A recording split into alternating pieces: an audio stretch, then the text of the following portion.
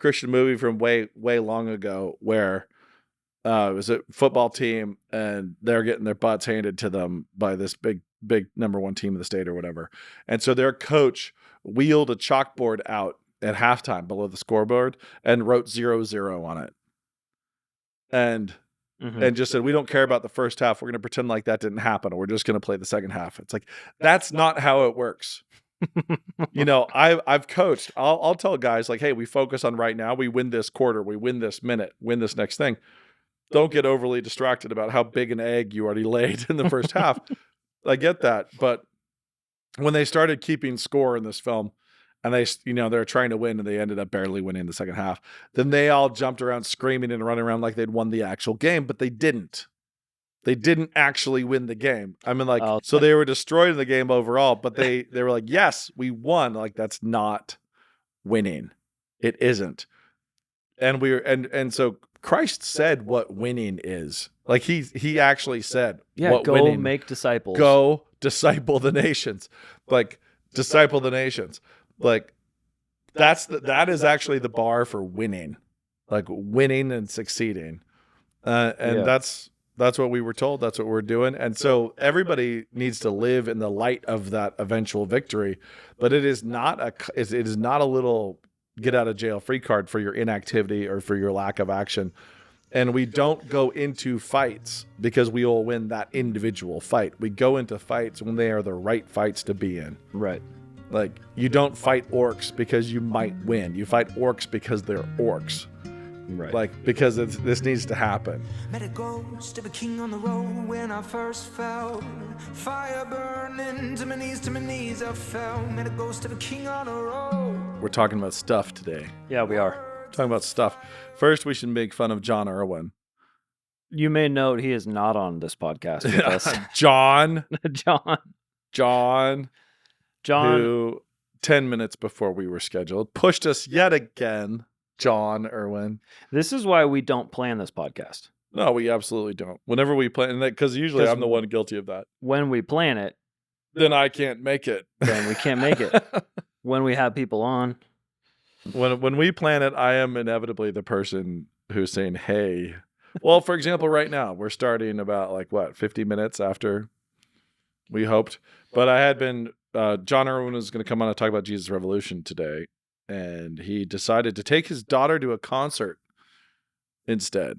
So I don't know. Is his daughter real? Is his daughter real? How dare he? Is the concert real? I don't know. How dare he push us for some father-daughter time? I'm just hoping it's not K-pop, because if it's K-pop, I'm not forgiving him. I don't know what the concert is. I asked his assistant, and I didn't get an answer. So would that be a disinvite? Whatever it is, next time I see John, I'm definitely going to get really pointed and very hurt that he would shrug off our podcast for father-daughter time. Anyways, so we can't hit him with our Jesus Revolution questions today. Someday maybe we'll get him. I don't know. He's pushed us 3 or 4 times at this point. So in the eschaton, maybe in the eschaton, which dovetails nicely into our topic for the day. Which is losing. Yep. Losing. Yeah. Yeah. So you might have seen the latest Tempest in a Teapot on Twitter, which is John MacArthur claiming. I haven't, by the way. I don't see anything on any social media. Well, this one was fascinating, but John MacArthur claiming we don't win down here, we lose, referring to Christians and the Christian faith and the way that it exists. That's kind of ironic coming from him. Yeah, given their big COVID stand and fight, and especially the fact their win that he won. Especially he did fact win. That he won. Yeah. So, and then he directly called out the post-mill folks. Anybody who believes that the world will eventually be full of the knowledge of the Lord as the waters cover the sea, you're misunderstanding. You're supposed to be losing. Anyone who reads that, anyone who wants the yeast to work through the dough. What else do we do? I think people misunderstand even what losing means. Yeah. So, I mean, obviously, the biggest weapon that believers have, that the church has had historically, is a complete lack of fear of losing. Yeah. No one ever, I think this is he didn't say it first, but it's in a Chris Stapleton song. No one ever won by being afraid to lose or something like that. Is that K-pop? No, it's not Chris Stapleton. Come on, man. Just Come on. Just a little joke. How dare you? Little stultum yokum, as my father would say. Yeah. That's Latin for stupid joke. Stupid joke. So if you want to work a stupid joke into your life, you can refer to things as stultum yokum. Stultum yokum. How to say stupid joke in Latin. See, the more you know. That's why we do this podcast. Yeah. But it's so Christians need to be absolutely unafraid of losing. Yeah. And actually, here's a weird thing for you. I'm going to pull up my phone. I've written a few books. I've written a book or two. The most frequent quote that gets pulled, and I'm just jumping on Twitter right now to I know it's going to be easier for me to find this quote on Twitter than it would be for me to find it in my own like notebooks or docs or something like that. It's from Dandelion. Yep. Okay. There we go. So I searched for mentions of me, and inevitably this quote will always show up, which is, sometimes standing against evil is more important than defeating it. Yeah. Like, right. The greatest heroes stand because it is right to do so, not because they will walk away with their lives. Yep. That's like, in the end, I think that's where guys like MacArthur, like, they're like, we can't care about winning. We have to just stand. And the answer is yes, correct. You need to just stand. So Christians, faithful believers, dude, and that was incidentally, because I'm very, very important and very serious. That was a line of dialogue from, I think, Frank Fatferry. Frank Fatferry. Yeah. Yep. That's Frank Fatferry said that. So in Dandelion Fire. So yeah, sometimes standing against evil is more important than defeating it. The greatest heroes stand because it is right to do so, not because they believe they'll walk away with their lives. That quote shows up all over the place. It shows up in some of the weirdest, strangest places. It shows up in moving places that surprise me. It shows up. My wife has showed me its use at, the funerals, read by a politician at funerals of a bunch of cops who died in the line of duty. Wow. And it makes it into the little motivational calendars too. Yeah, right? yeah. So there's different things that just sort of work their way through the ecosystem of quotes. There's one that shows up in all over the place from Lee Pike. That's kind of fun, just funny. There's that one. Did you craft any of them thinking this one's a banger? No. Yeah, this is just text. No. This is just dialogue. No, I think I talked about this actually at one point when my gallbladder exploded, and that was all exciting. Yeah, and that day when I was going into emergency surgery, my sister texted me her day planner, and that day was a quote from me. Yeah. It's like, and I don't remember. I don't know if it was. I think it was that one, wasn't it? No, it wasn't. It was everything gets harder if you start going on and on about how hard it is, and that was the quote on the day when I was in emergency surgery. My sister very helpfully sent that to me. Yeah. And I actually think that was from Dragon's Tooth, and then showed up. I think I posted on Twitter at some point, and then it ended up in day planners and motivational things and so on. But the Dandelion Fire quote is relevant to what we're talking about. So right. We stand and fight, not because we're going to win right here, right now. Right. We stand and fight because it's the right thing to do. And you stand and fight because it's the right thing to do, but you still do that in light of your knowledge that Christ is king and he will triumph. Yeah. So yeah, like, it's what MacArthur did and what his church did through COVID was great. They stood and fought because it was right to do so. They did not stand and fight because they thought they were going to win. And they cared about themselves and their victory record. Their scoreboard was the one. No, they were entirely motivated by what they believed was the right thing to do. And what they believed was the right thing to do was stand and fight. They did not say, we're going to win this, so we're going to fight this. Yeah. Our job is to worship God. Therefore, we're not bowing. Our whole Stickergate saga, at no point has it been like, oh, we're going to do this because we're going to win.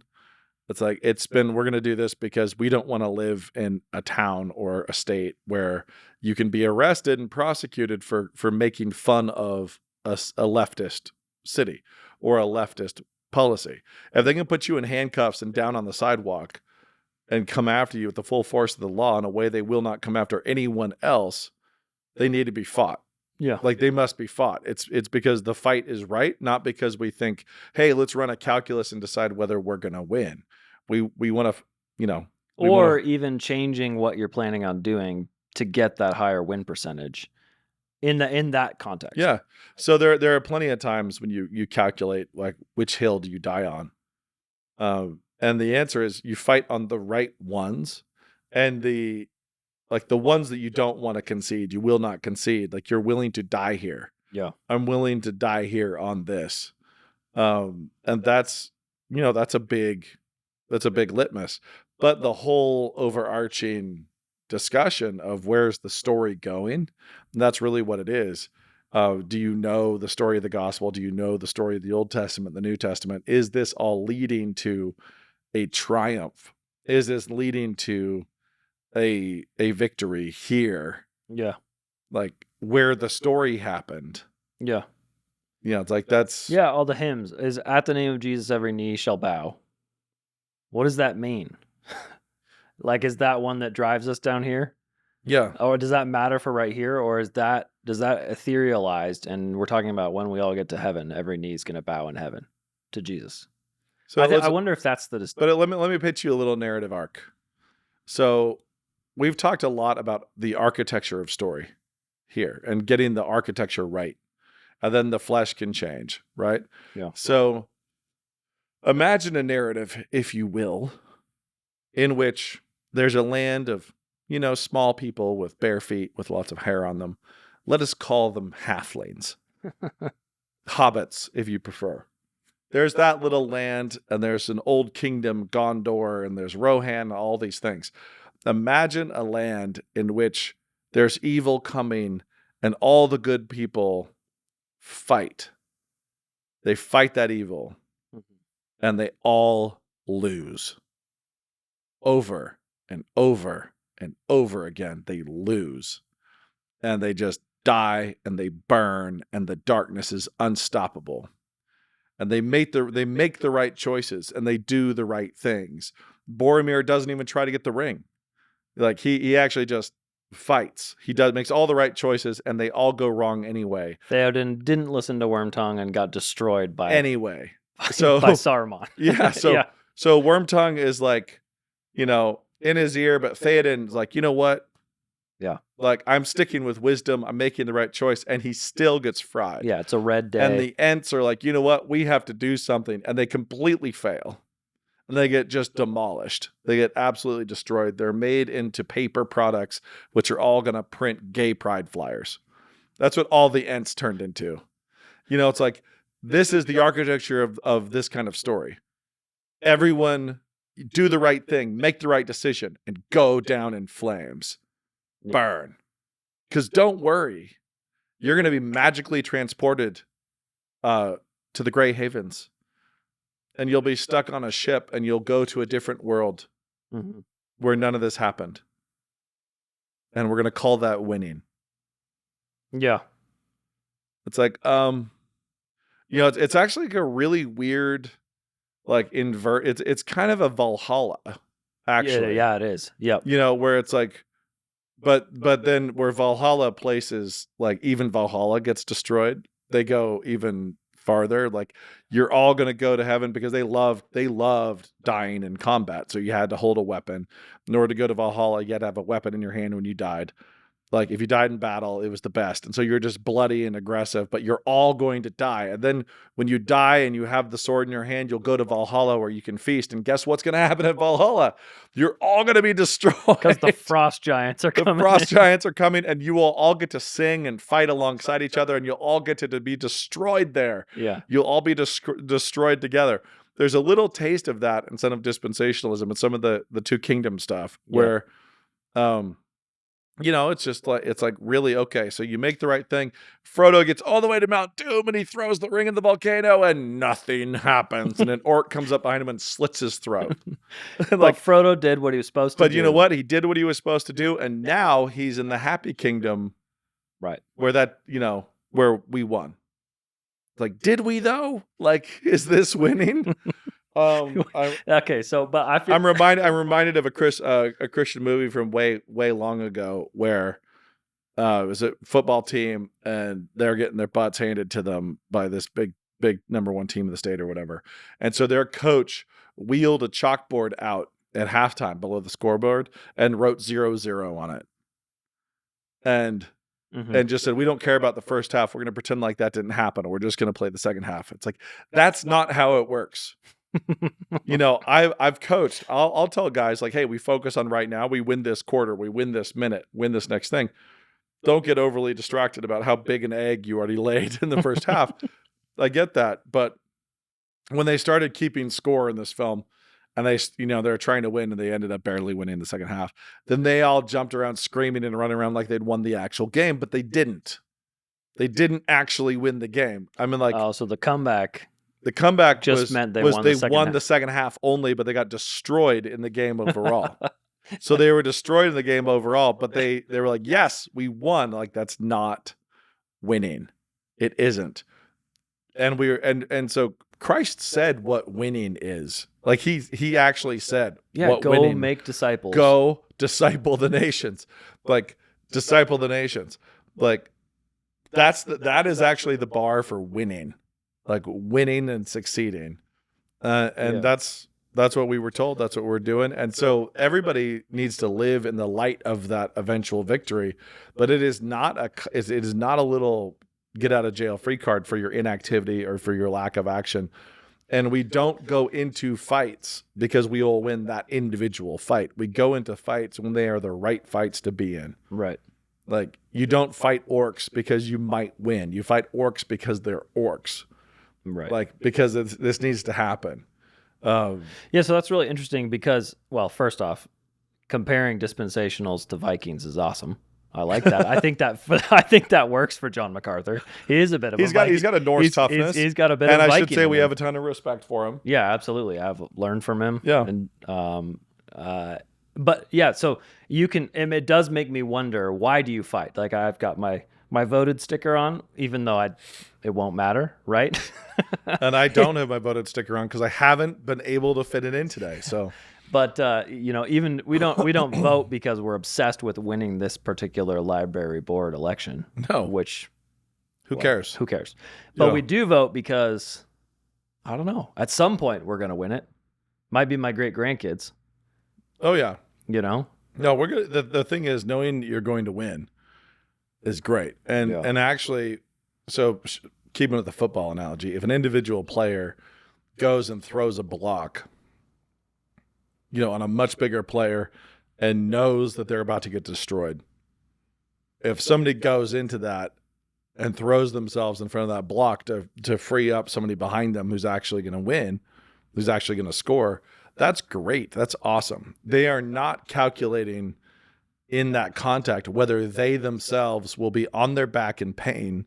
They are not calculating whether or not they will be the one, like, getting the MVP, who goes flying or gets the MVP, or flies and ends up on their back. They're not calculating that at all. They're just seeing what needs to be done and sacrificing themselves for that.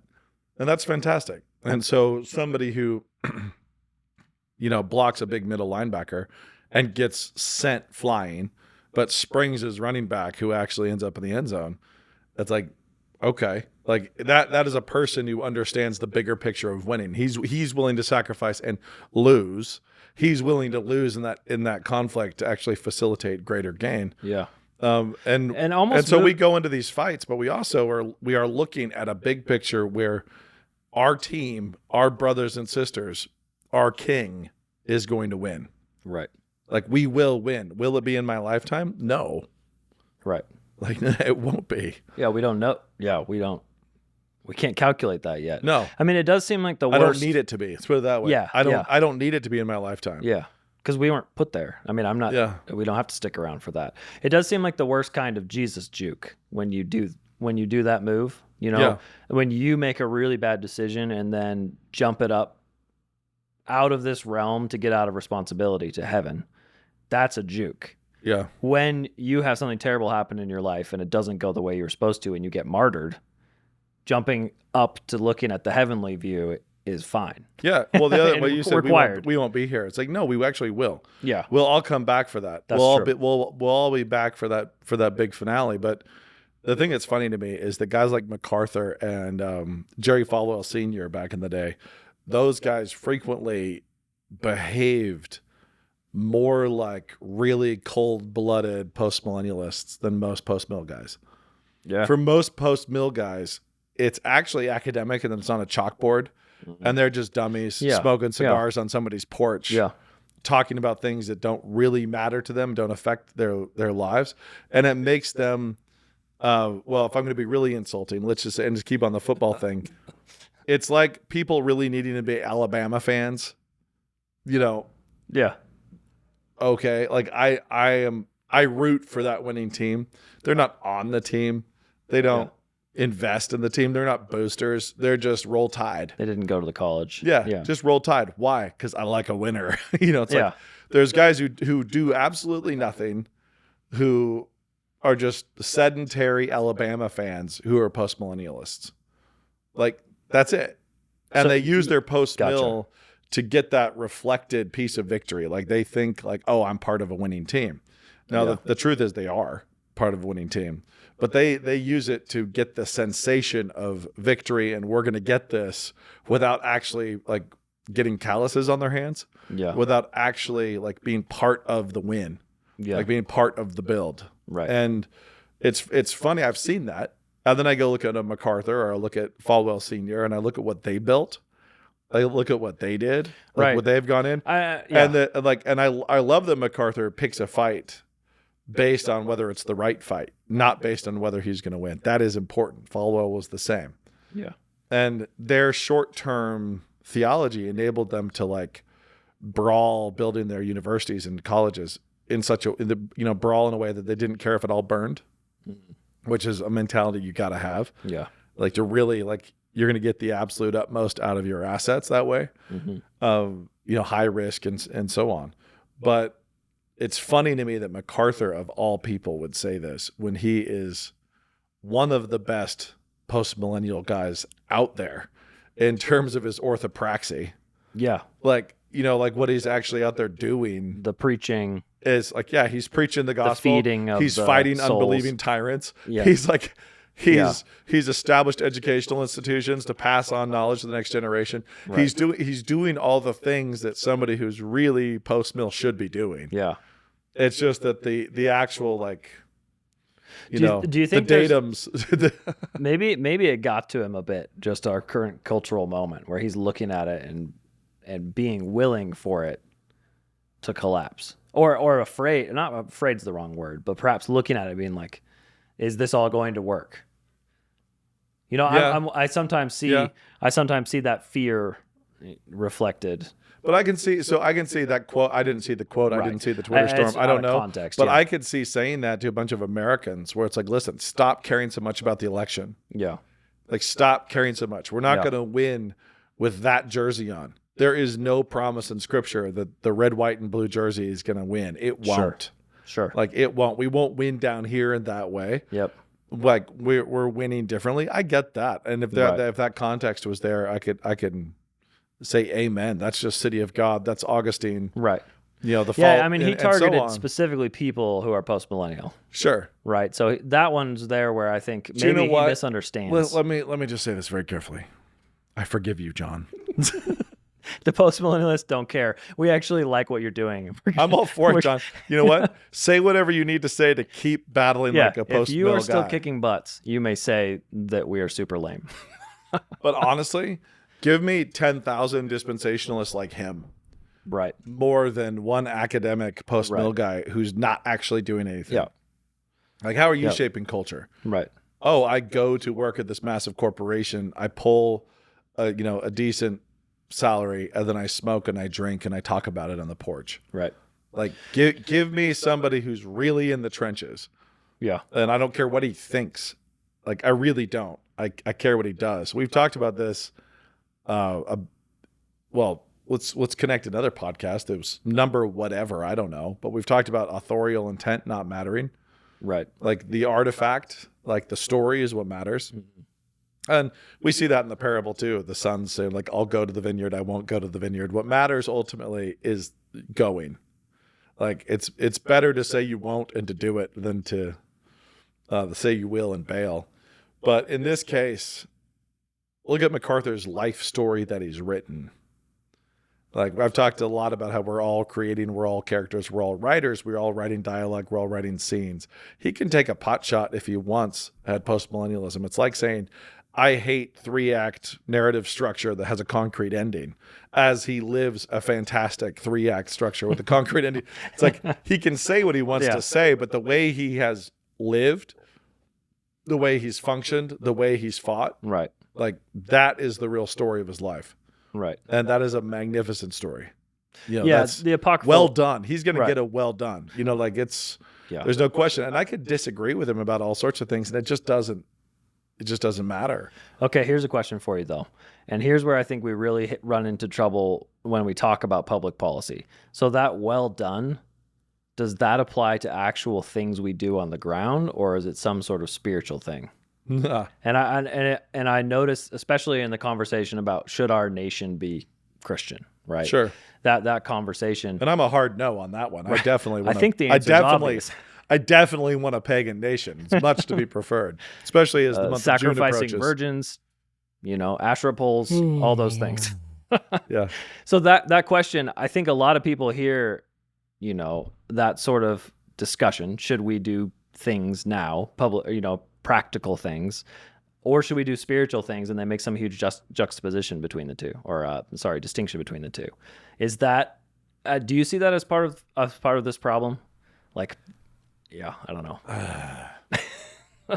Well, how's this? There's no such thing as spiritual things. That's not a thing that exists. Okay, because matters. That just doesn't exist. The separated spiritual realm. There's nothing you can do. There's just nothing you can do that's purely spiritual. Yeah. There's nothing.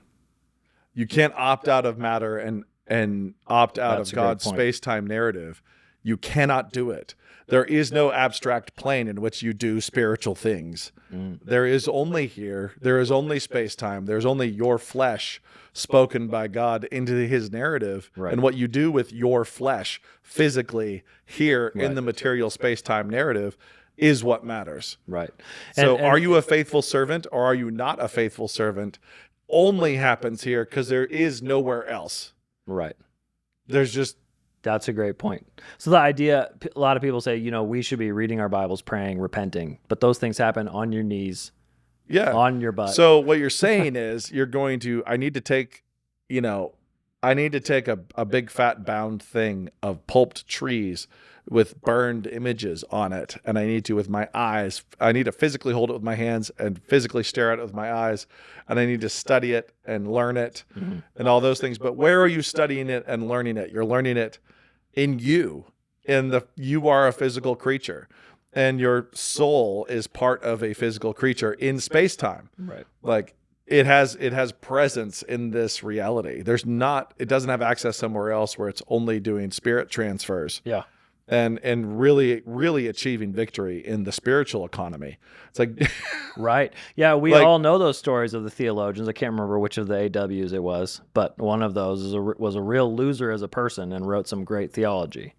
I couldn't tell you, but that would go for most people. Most people who wrote great theology.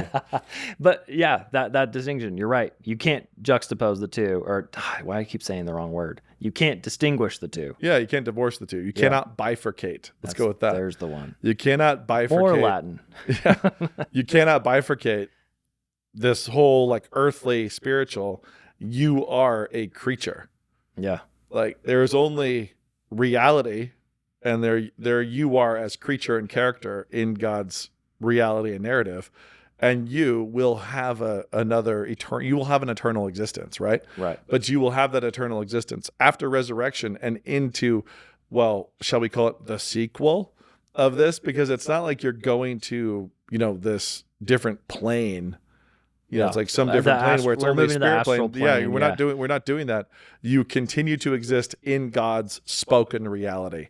He has spoken and made all of this exist. He's extended the canvas. He's set the stage. There is nowhere that you can exist, dead or alive, off of that stage.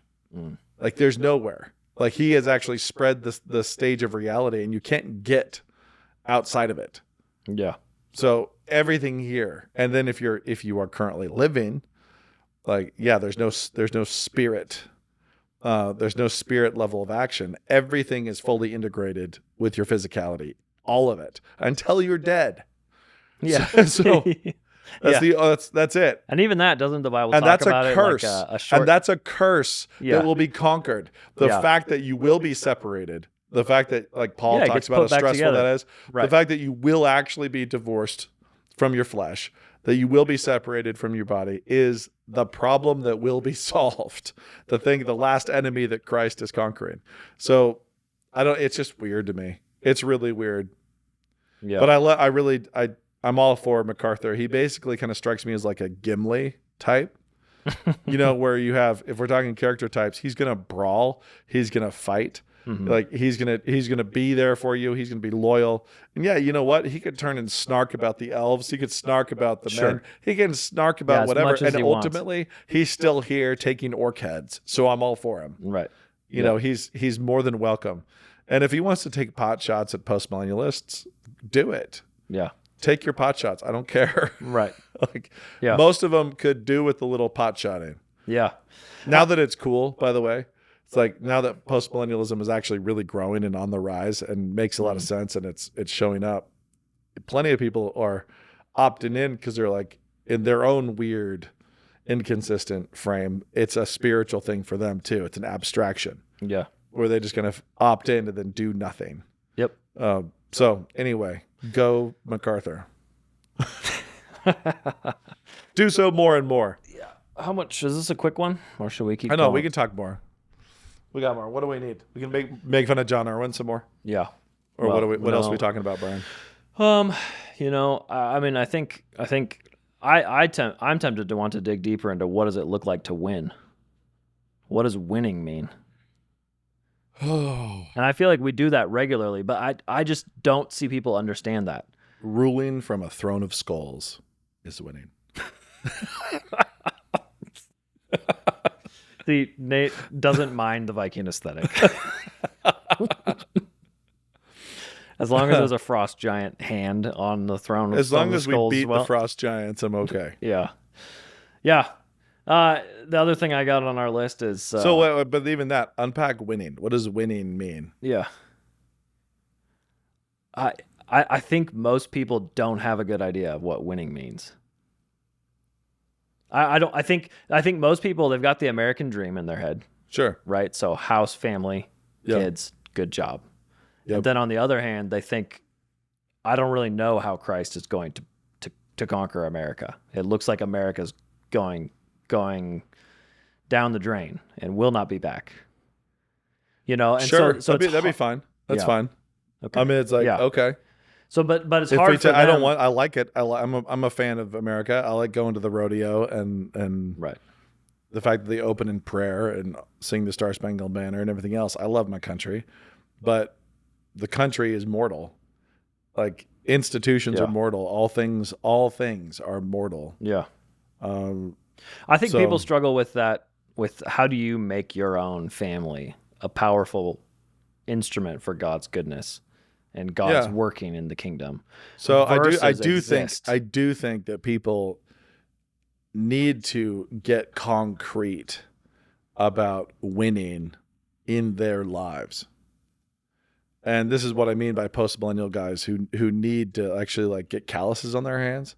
Yeah. They need to do that because they need to be less sanctified, less blanketed by victory from knowing that Christ will win. Yeah. And they need to actually do their part. Yeah. They need to try to win on Wednesday and Thursday and Friday. And what does that look like? Well, it looks like faithfully imaging God the Father in everything you do.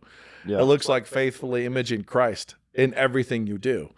And like pushing and pushing and pushing to do that. So raising your kids to be joyful image bearers, like who honestly like canceled the darkness, raising these kids who are going to be foxes and you're tying torches to their tails and releasing them in the vineyards. Yeah.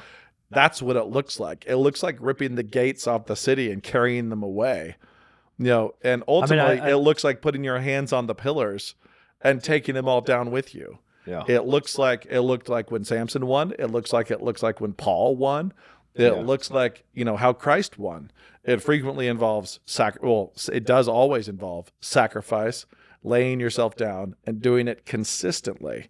So ultimately it looks like giving your life for those behind you. Yeah. It looks like being food, being a meal. It looks like Christ looks like. And so, whether we go to the first Adam, second Adam, we look at the first Adam screw up. When the first Adam screwed up, and I know I've talked about this before, but we're hundreds of episodes in. Well, 100. We're 100 of episodes in. 114. And so I'll say it again. People don't read stories. They just don't. And they don't think of stories when they read scripture. So when you are reading the story in the Garden of Eden, very, very few people think through what should Adam have done. Yeah. That's it. They just don't even think about it. Right. Like, what should he have done? And they think about what he should not have done, should not have eaten the fruit. It's like, okay, so then run that scenario for me. Yeah. Like, you run that scenario. Adam turns Eve down flat.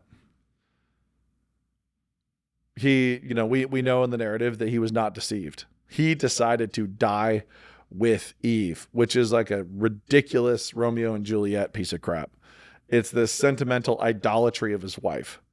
So he idolizes his wife. He idolizes his love of this woman and decides to die with her. Mm-hmm. And that's the fall. His fall it's a man deciding to die with her. Mm-hmm. And we you can see that in all sorts of Western storytelling where we are still sympathetic to that mistake. We still want that. Like, we still want to see this love where it's like, you know what? I'm going to stay in the burning building. Like, I'm going to die with you.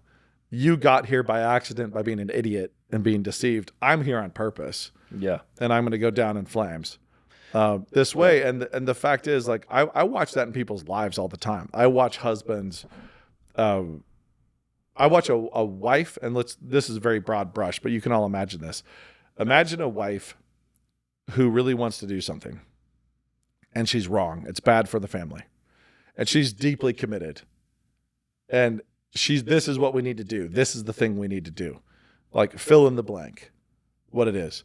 Let's say that she has, and just to really like rub some fur the wrong way, let's say, I'm trying to think of something that will make it all be the most irritating. Just for purposes to really heighten the contrast. Let's say that there's a woman who's born a bunch of really strong, athletic, like sons with leadership potential. And they all are just bouncing off the walls, ready to go, be Old Testament saints in the world. So they're full of beans. Mm-hmm. Like, she's got a bunch of sons. She's done, like, here they are. And she says, you know what? I want to homeschool them. Like, I want to keep them confined. I want to keep them in a smaller kennel. Like, I've born a bunch of wolves who could range 50 miles and more. And what we're going to do is keep them in the kitchen. And she genuinely believes this is the right thing to do for these boys. Mm. She read some blog somewhere about a woman talking about, lying on the internet about her amazing relationship with her sons around the kitchen table. And she's decided that's what she wants. And this is what she wants to do. She's been deceived. Let's say, and for purposes of illustration, just to be clear, in my imaginary illustration, this is the wrong decision. Stipulate that. So run with me here. Assume this is the wrong decision. This is not to say that homeschooling's always bad. It's not to say any of that. I'm not trying to say that. Homeschooling's often the right answer. This is not about the homeschooling. It's not about the homeschooling. What I'm telling you is that there is a mom who's reached this decision, or this belief, I should say. And she's reached it honestly. She's been fooled because somebody wrote about some great experience they had and she wants it. But for these imaginary boys in my head, it is the wrong decision. And let's say the husband knows that. He knows it. She doesn't know it. She thinks it's the right decision, but he knows it's the wrong decision. There are two options. He's got two options. That's the Adam and Eve scenario. Yeah. She believes this to be the right. She believes this to have been the thing. She was lied to. She was deceived. He knows it's not. How often does that husband commit the sin of Adam? The abdication. And the answer is almost always. It is rare. It is a rare and wonderful thing when that guy does not capitulate because he just wants it to stop. He wants it to stop, or he doesn't want conflict with his wife. He doesn't want, that to happen. So he, undeceived, makes the wrong choice, knowing it to be the wrong choice. But he does it for purposes of his relationship with his wife. He makes the wrong decision just for that. And again, remember, this is an imaginary scenario. So my math is not wrong because it's imaginary. Nobody can argue with my math. We are stipulating that it is the wrong decision. We don't know all the details, but whatever the details are, make it the wrong decision. And he knows it and she doesn't. Yeah. Whenever he capitulates and goes with her belief, knowing it to be the worst option, knowing it to be the wrong option, he's committing the sin of Adam. And I see that all the time. Yeah. All the time. And I see husbands, joke about it, laugh about it. I see them, just like, yeah, this is what we have to do. We have to make the wrong decision. You go back to the original story, and the answer for Adam is not just watch her burn. The answer is not to die with her. The answer is to say, how do we learn this? We look at the second Adam. The answer is to say, take me instead. That's the answer. Mm-hmm. So what would winning have looked like for Adam in the garden? Death. That would have been winning. The dragon comes, deceives his wife. She's under a death curse. He shows up and he's saying, I can leave her under a death curse. I can join her under a death curse. Or there's this third way that he did not take, the way he should have taken, which is as an unfallen man, as a fit sacrifice, to say to God, take me instead. Yeah. That is what the second Adam did do, and it's what we're supposed to do. Yeah. So it's what men are supposed to do. It's what women are supposed to do also. It's like they're supposed to lay their lives down for their kids, for each other. So what does winning look like? It looks like imaging Christ. It looks like imaging the Father. It looks like gratitude, joy.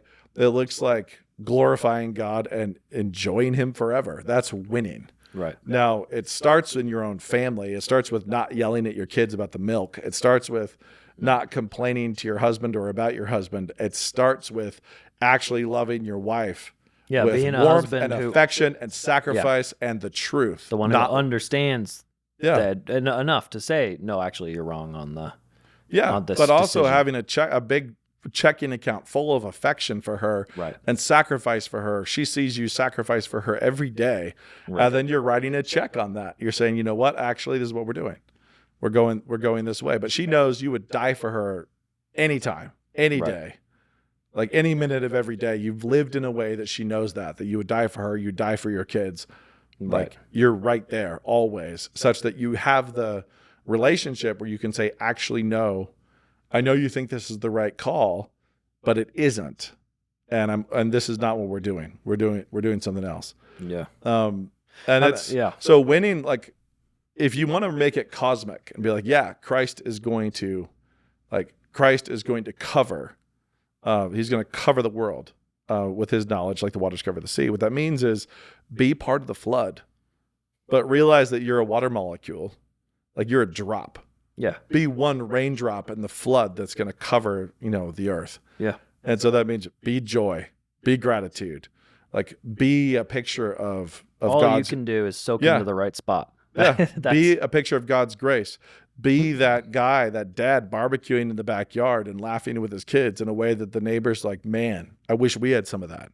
Yeah. Or I wish we had that warmth and that aroma. Be the lighthouse. Be that beacon in your neighborhood. Yeah, that radical two kingdom thing where we can't do something to make our town better. Like doing something that makes our town better is not Christian. Like what a weird place we're in, where they're like, hey, actually, I think we need a place where families can take their kids to eat. One of my favorite things that we do here in Moscow is the street party around Grace Agenda. Yeah, what a great time. The street party, we're closing Main Street, and there's food everywhere, and it's free. It's free. Really good great, food. And it's free. Yep. Show up, and you know what? It's all these Christian people. It's all these Christian businesses, Christian families, and they're just giving away food. Like just anybody, come. I don't care how purple and pierced. I don't care what your pronouns are. U of I kids, Wazoo kids. Have some amazing food. Like show up. Here we go. Here's some amazing food. And that is winning. Like successfully imaging Christ and imaging God in our daily lives is winning. Yep. Resisting the temptations to irritation, resisting the temptations to frustration, lack of faith, doubt. Right. Like resisting the temptation to get, angry or kids. Like or even just having our sports programs be the ones that other families from the community join. Yeah. Right. That's a cool thing, because back when I was a kid, it was the other way. Christian kids were joining the high school, and it's shifted around a little bit. In some areas. No, Aaron Wrench, whom we both work with, really quickly pivoted, and created some youth football, which is now like taken on a life of its own in our community. But it was all because of the youth football program where my sons played going co-ed. Yep. And actually, if I remember correctly, this is, don't quote me. Is this microphone on? I think it was the prosecutor who's prosecuted me and my sons for stickers, who was putting her daughter in and forcing it. And she was a lawyer, and like, you have to accept her. And it's like, everybody was kind of intimidated and yada, yada, whatever. I don't know all the details. All I know is that a ton of dads were like, yep, not with my boys. And I know there was an initial conversation. It was like, hey, so if she's here, we're not hitting her. Yep. We do not want to teach our sons to lay out a woman. Mm-hmm. Like, we want to teach our sons to really respect and protect women. She scored a lot of touchdowns. Yeah. We want to teach our sons to respect and protect women, not to hurt them, not to harm them. And so we're not going to do this. And they said, no, you have to. If you get put in a drill, every boy has to, hit her exactly the same. It's like, no, actually, we're out. And so we started our own youth football thing, and that's turned into this like behemoth. I mean, it's turned into our youth football goes 3rd, 4th, 5th, 6th, and then Logos School takes over with junior high football. Then we have high school football. But 5th and 6th grade, like, went undefeated, won the championship, playing up to a much higher division, playing like much larger schools and programs that were all about it and deeply invested in it. And that's what we want. And it took a bunch of dads willing to like sacrifice and pull time out of their day to go do that. To go build this infrastructure. To get back, if your immediate gut reaction is, hey, that's not being Christian, you need to go back to the Reformation. Yeah. What is being Christian? Yeah. It's like, well, there's being born again. Yep. But then how do born again people act? Yeah. All of Christ for all of life. Yeah. Right? How do born again people act? Well, they image Christ and they image the Father in everyday activities. Like, that's what they do. And I feel like I'm a youth pastor more than a coach.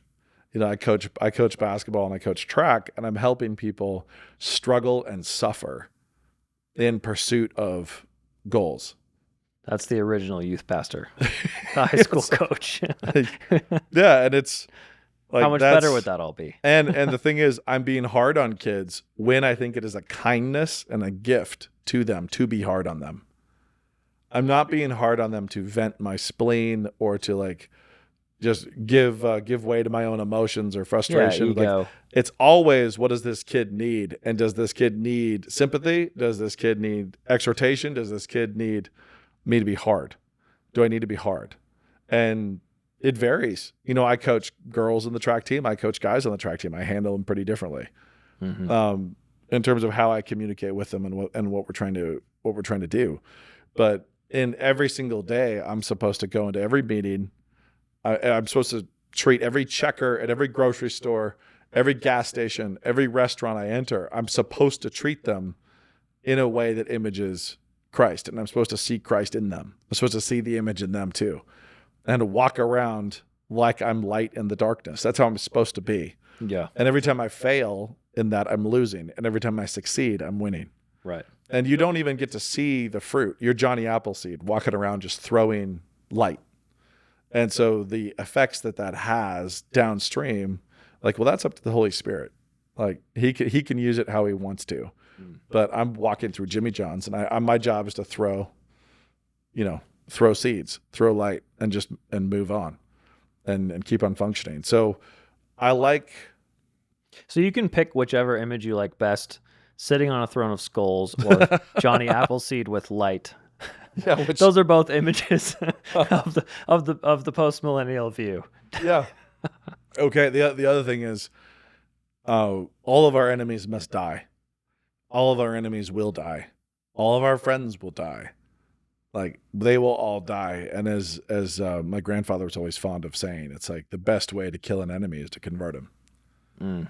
Like, that's conversion, meaning like death on the cross. That old man dies. Yeah. That is the best way. So what does winning look like? Well, it looks like defeating the Nazis in Europe. It also looks like making the best barbecue in your neighborhood and giving it to your neighbors. Yeah. It also looks like people always want to do, all the kids in your neighborhood wanting to be at your house. It looks like your kids being joyful and loved and secure. It looks like your daughters not being set up as victims and served to the world. Yeah. That's what it looks like. It looks like your daughters and granddaughters growing up to be the matriarchs of terrible tribes that will give the world fits until the last day. So not daughters saying, I just want to be a mom. I want to opt out and just be a mom because that's easy. Daughters who actually consciously want to be the matriarch of terrible tribes. Yeah. Like, I really will like build a potent people who are going to be a problem for the darkness for a long time.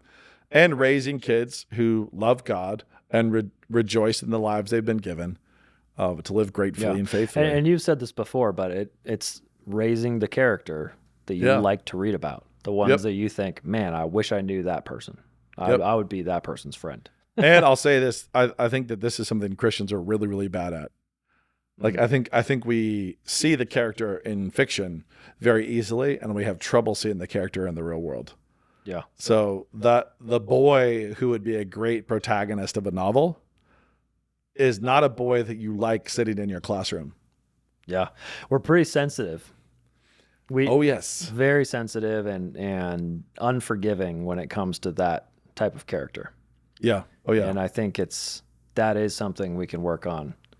Hey, are you reacting ego first, or are you reacting to what this kid needs? Yeah. Are you threatened and competitive? Right. Are you offended and your feelings are hurt and you're insecure? You're offended that he's misbehaving, when you're there. He's distracted or he's bored or whatever, and you're offended by that. It's like, you can't be offended by that. It's like training a dog. We use love cover it in a very passive way, but love covers a lot of big. How's your dog training going, Brian? Dude, Scout's a champ. Nice, he can good. shake now. Well done. Yeah. Well done. But it is funny because there's a certain kind of guy who, and actually this is just the best kind of guy. So Here we go. The best kind of guy and the best kind of male character in his teen years is not institution friendly. Yeah. Is unwieldy in classrooms and hallways, like is angular and difficult, is not going to just fit into that, that spot you made for him. He's not going to just be a round peg sliding right in. He's going to be a problem, and he's going to do dumb stuff. Like, he's going to do dumb stuff because he's not afraid of you and you don't want him to be. Your goal is not to try to make him afraid of you. Your goal is to teach him wisdom. Like, help him fear God and to fear no other. Like, that's what you want. Yeah. And so it's really easy for Christian schools or churches or anything to try to find those well-behaved, like behave, behave. Oh, he's the best boy. The best boy is the well-behaved boy. And for his own sake, and because you really believe in them, you do need to teach them to be well behaved, obviously, but not via breaking them. Right. Not via self-control is different than passivity or that sort of deadness that you sometimes see. And just know that however passive, however docile, however respectful of you make that boy, that'll be his default settings towards the world, towards any authority over him. It's like the more you are telling him, like, listen, don't be afraid of me. Fear God. Like, if you think I'm wrong, you let me know. You come at me. Like, you come at me and you let me know. You don't hold back. It's like, fear God only. And as long as I'm in line with scripture and God's teaching, then listen to me. But as soon as I'm not, like, right, come at me, bro. It's fine. Right. Because you want to unleash them in the world in a way that cops, mayors, city council members, governors, presidents cannot. Yeah. Like, just stomp on them and have them go away. A lot of and parents if you do that in a biology class, or you do that in your little theology class when they're teenagers, and you stomp on them, you put the fire out, it's like they're going to stay stomped on when you release them, which is no goal at all. Parents are so happy, or too happy with the obedient. Well, obedience is fine. They're too happy with that sort of, like, my kid just toes the line.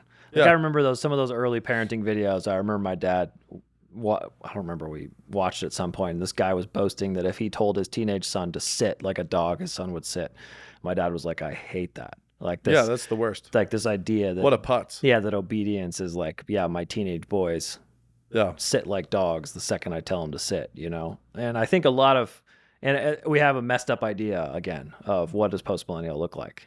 Yeah, no, I mean, like, my older son will argue with me all over the place. My younger, and like about anything, big, long ranging rumbles, and it's awesome. I love it, and it's fantastic.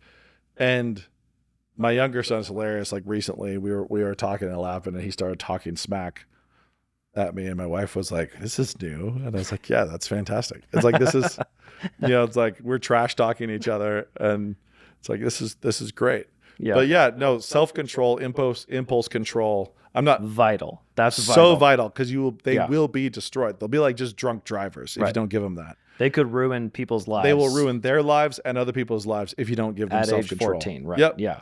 If you don't give them self-control, they have to have it. The question is, are you trying to give that to them out of a fear of you, or out of fear of human institutions, or are you trying to actually teach them a love of God, a gratitude to God, and an obedience to God? Right. And to you, as long as you're in line with that. Yeah. It's that postmillennial attitude toward your parents, right? Your kid is like, hey, I'm here not in subjugation to my dad, but in subjugation to Christ. Yep. Me and dad are on the same team.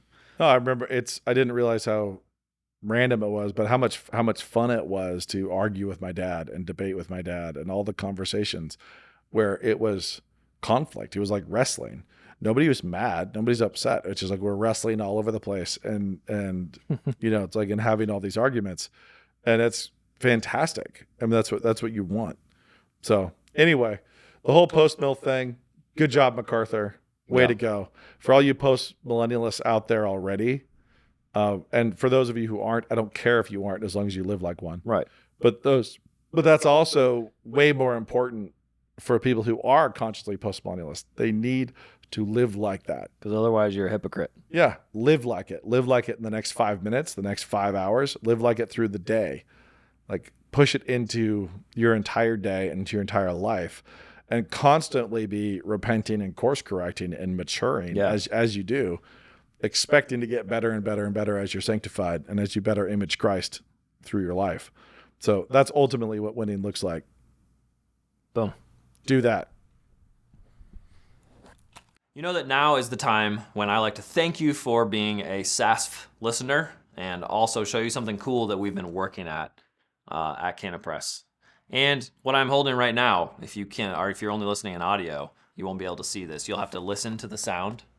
But if you're watching on Canon Plus, and if you're a subscriber, you can see I'm holding a Christ is Lord box. Go to christislord.com to see why we're trying to put up a billboard that says Christ is Lord in your area, and why that's making certain sad sections of the internet very upset. Of course, it's true, and so we got some fun stuff inside. Again, if you're just listening, hear the wonderful sounds. We got stickers. We got bumper stickers. We have, yeah, they say Christ is Lord too. We've got a wartime songbook. But of course, the most important part of this box is the Mere Christendom book, which I have to say is one of the most pretty books you're going to see. Check out that foil on the cover, the elegant cross on it, and of course, a signature from Douglas Wilson. What is Mere Christendom? Well, basically, it's the declaration of the book that Christ conquered the West the first time, and this is how he's going to do it again. So, ChristIsLord.com, buy the book, check out the billboards, and enjoy.